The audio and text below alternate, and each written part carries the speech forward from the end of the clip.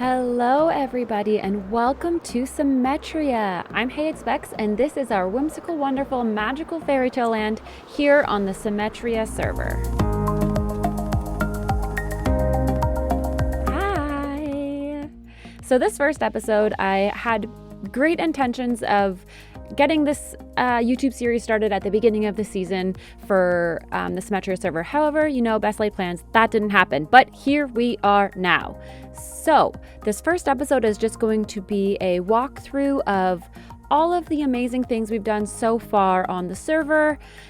So let's begin our tour. The first building we built was this big pink centerpiece of our base. This is where our main storage is held. That's our bedroom. It's also where we have our to-do list, which is going to find a new home over here. Bedroom, wardrobe area, cute little fireplace, and then our storage is down here. When I initially dreamed up this mossy terraforming style with the green terracotta, lime terracotta, green concrete and green concrete powder, I envisioned very white, geometric, modern looking builds using the muted colors of the terracotta. And so you can see as we do a quick little fly around the base that's definitely the aesthetic that we're going for. So this main building has these nice corner pieces, lots of variation in the build, but still follows the same structure. Let's get a little sleep in here.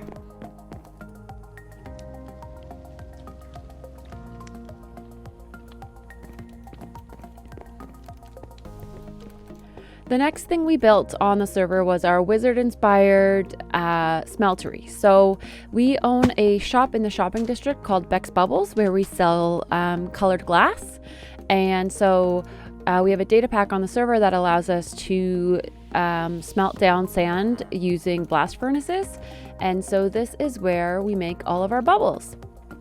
We have our armorer Greg here who sells us tools, and this is our little AFK spot when we're waiting for the glass to cook. Not very pretty. We should probably build something official in, but we'll get there.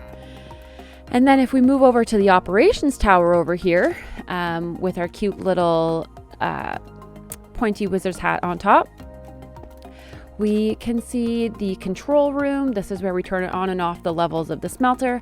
And if we just tuck around the back here, we have a storage room. So this is where we store everything for Bex Bubbles. Basic interior, but I think it does the job. I was really proud of this tower because it was the first time I built something using such a mix of different blocks.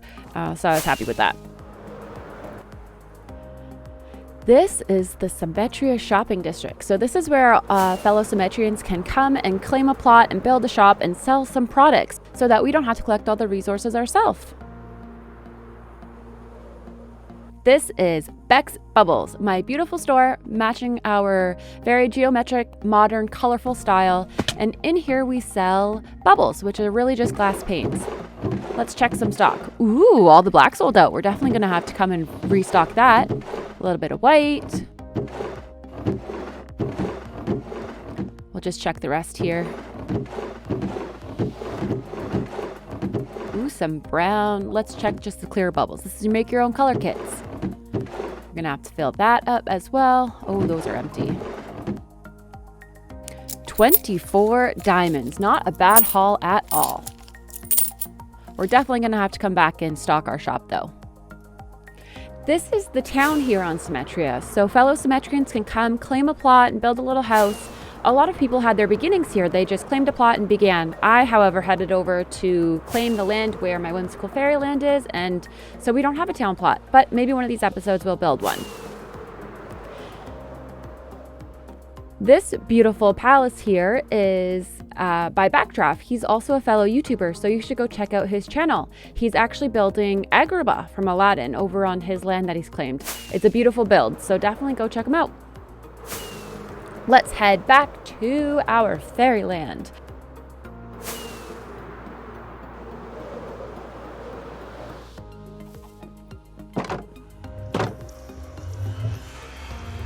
So when you arrive here, you're greeted with this beautiful welcome sign here. And this is the walkway into our fairyland.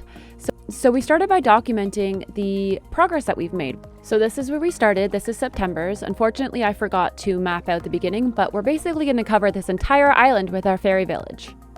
Then we move on to October's, where you can see that we added our sugarcane farm and our library, and also added the pumpkin and melon farm and terraformed our nether portal area. In November, we added our flower farms down in the corner. And then now here we are at December, which we're going to have to quickly switch over. We've definitely done a lot more terraforming.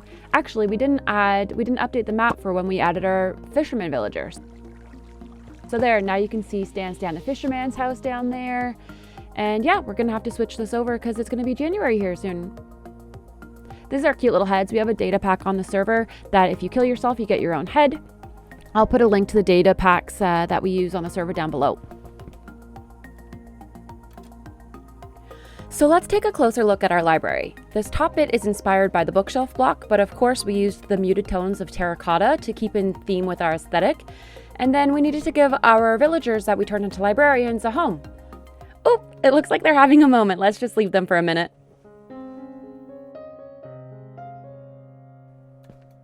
Oh, nope, not done. Anyways, so we built this library. This was the first interior that I had done. You can see we have some bookshelves mixed with some looms and some barrels to give it some interest. Little sitting space, nice lush red drapery, complete with a little fireplace. And then out here, there's a little patio. So in Canada, our bookstore chain Chapters always has a Starbucks inside. And so we're going to eventually, once we rescue a villager, get a barista in here and he can sell us some coffee. So this is Frederick and Theo. They're our librarians. They have our mending books and things like that. This is where they live, in the library. The next thing we built was our creeper farm and our nether portal. So this is our creeper storage silo. So all the gunpowder that we get from our creepers fills up in here. And the farm itself is actually beneath our nether portal. So way below this fog floor is our creeper farm. After our creeper farm, of course, to complete our firework manufacturing, we needed some sugarcane. And so this is our sugarcane farm. The output's over there. Just a simple basic design. Yep, that's all we got for that one. After our sugarcane farm, we built up towers for our 2 high flower farms. So these farms, you just flick the switch on. It's stocked up with tons of bone meal in there, and it all comes up into the chest. So of course we needed these flower farms to color our bubbles. So definitely built in a lot of infrastructure to be able to successfully run our shop.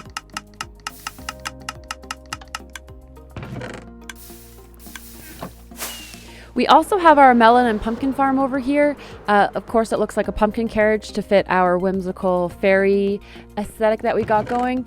Outputs lots of melons and pumpkins, which we use to trade with our farmers. Our farmers just live in a hole in the ground here for now. We're going to build a super safe potato farm in honor of our front sapper over there, and move these guys over there. But for now, this is their cozy little home in the ground. So because we play on a multiplayer server, there's some limits for our base to keep the lag on the server down. So you're only allowed to have 20 villagers. So I kind of made a challenge for myself at the beginning of the season that the only way that I could have villagers was if I rescued them from being zombie villagers. So anytime I see a zombie villager, I panic and dig out the ground below them and then cure them in the ground and leave them there until I can build a house for them. So when we first started, before we had any structures here, we made our base there on the coast. You can see the beginnings. We had a couple furnaces, a crafting table, our little bone set up there, and some wheat. There was also a little mini cactus farm there until we got our bigger one set up. And that's where we started. just started there on the coast. Now, obviously, you can see it's been built up around it, and we're actually in the process of taking this out. So let's jump into a third-person time-lapse, removing our beginner base and filling it in with grass. I think it's about time that we say goodbye to our humble beginning and embrace our whimsical, wonderful, magical fairyland.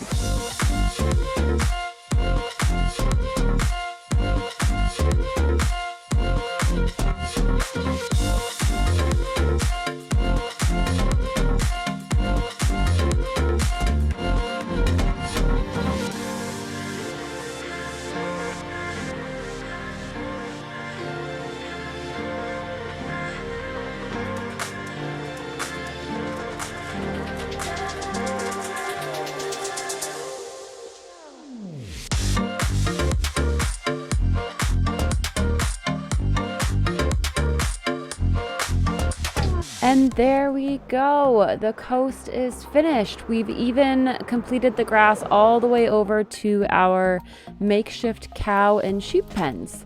Now, in future episodes, we'll build a building for each of these animals. We'll probably even build a multi-level tower for the sheep so we can have automatic colored wool. We'll build a sheep farm for each of the different colors of wool for the sheep, and then we'll have access to a multicolored wool instead of buying it from the shopping district. So for the last little bit of this episode, I figured we would finish off Stan the Fisherman's house. We upgraded the interior throughout the process of this episode behind the scenes, but I figured we could finish the dock. So I know it's pretty quick after the first one, but let's hit another third-person time-lapse and finish decorating this beautiful pier out into the ocean.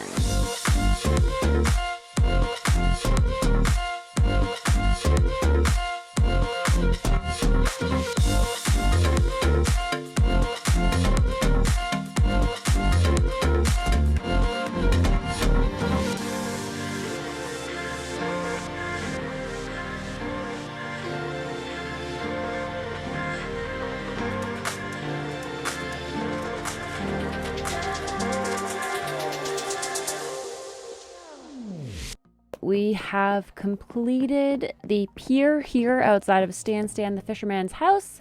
And let's just add these final details. We'll put some fishing rods scattered about.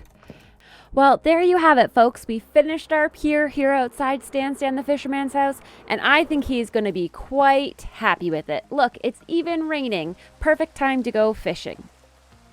I think that's it for our first episode here on the Symmetria server. Thanks for joining us and seeing the beginning of our whimsical, wonderful, magical fairyland. I've heard rumors that the depths of this magical land contains a glowing dust that emanates the most beautiful light. Legends say when it's released, it also sets free some of the whimsical creatures that call this place home. Be sure to join me, heyitsbex, to see all the magic this place will create here on Symmetria Season 7. Bye!